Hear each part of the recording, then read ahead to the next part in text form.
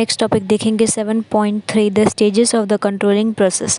यानी कि हम जो कंट्रोलिंग प्रोसेस कर रहे हैं तो उसमें कितने स्टेजेस है, किस तरीके से इसे डिवाइड किया गया।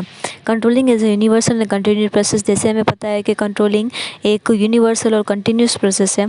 Each business enterprise has its own speciality, यानी कि हर एक जितने भी बिजनेस एंटरप्राइज है उसकी कुछ ना कुछ खासियत है।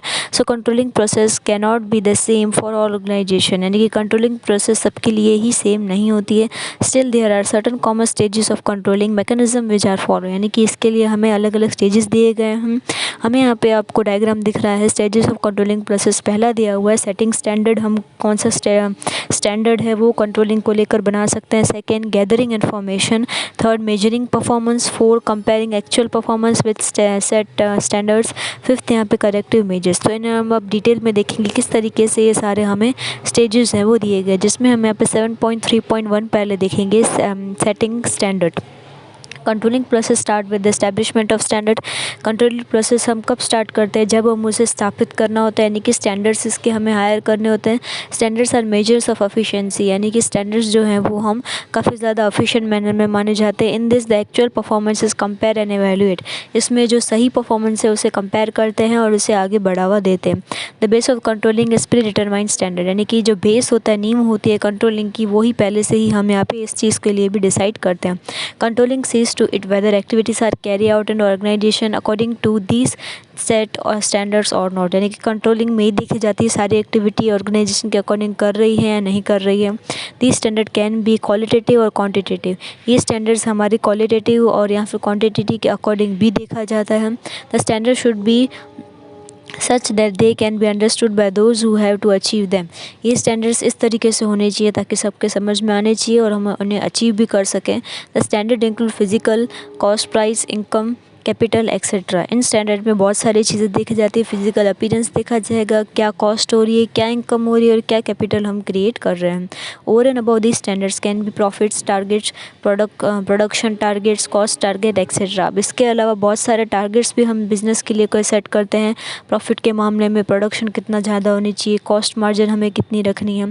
स्टैंडर्ड में भी ऑफ लॉन्ग टाइम और शॉर्ट टाइम। अब ये स्टैंडर्ड्स हमारे ऊपर डिपेंड है कि हम लंबे समय के लिए रख रहे हैं या सिर्फ छोटे समय के लिए हम इसे ड्राइव कर रहे हैं।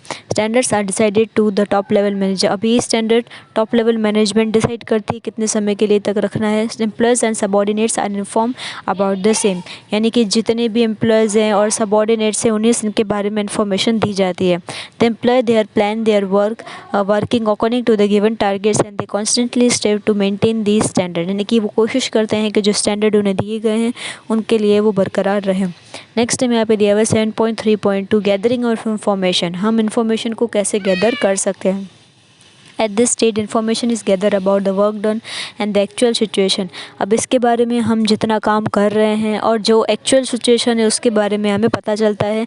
Information is gathering bye personal observation, oral reports and return reports. ये इन्फॉर्मेशन हमें पर्सनल जो हम लोगों को देखते हैं या उनसे जो क्वेश्चंस ओरली करते हैं या रिटर्न रिपोर्ट्स के अकॉर्डिंग हमें ये इन्फॉर्मेशन दी जाती है।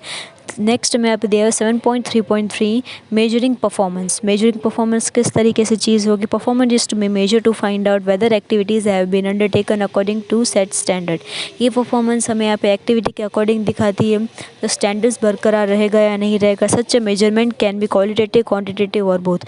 ऐसे मेजर्स भी बहुत दोनों हो सकते हैं, क्वालिटेटिव या क्वांटिटेटिव या दोनों ही हो सकते हैं।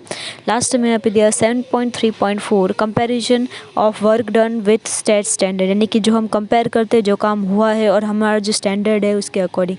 At this stage of controlling information about actual work done is sort और एक्वायर, यानी कि इससे हमें इस स्टेज पे ये पता चलता है कि जो वर्क हमें दिया गया है वो हकीकत में हुआ है या नहीं हुआ। After that it is compare with set standard, जो हमने स्टैंडर्ड सेट किया उससे उसे कंपेयर किया जाता है। From this comparison it can be known whether the standard have been achieve और नॉट। इससे हमें ये पता चलता है कि जो स्टैंडर्ड हुआ हमारे लिए अचीव होंगे या नहीं होंगे। लास्टली हमें यहाँ पे दिया हुआ है 7.3.5 करेक्टिव मेजर्स, जिसमें हमें 3 सब कैटेगरीज भी दी गई है।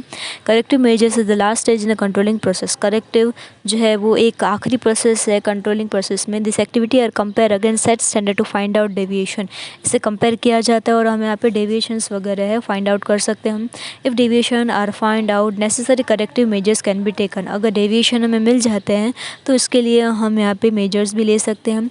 इसमें हमें यहाँ पे 3 चीज़ें दी गई, यानी कि 3 सब कैटेगरीज दी गई। फर्स्ट दिया गया no change in the condition, conditions पे कोई भी बदलाव नहीं आएगा। Some no corrective measures is to be taken when deviation are found to be normal और एक्सेप्टेबल। ये चीज़ कब ली जाती है? जब हमारे पास जो चीज़ें अवेलेबल है नॉर्मल है या फिर हमें यहाँ पे एक्सेप्टेड फॉर्म में है। As compare to the set standard means there is no change in the condition, यानी कि अगर हमें कोई स्टैंडर्ड अकर करना है तो इसके लिए हमें यहाँ पे कोई भी बदलाव नहीं चाहिए। सेकेंड हमें दिया हुआ change the condition to remove deviation, यानी कि हमें कंडीशन को बदलना पड़ेगा अगर हमें ऐसे किसी भी तरीके की डेविएशंस को रिमूव करना है।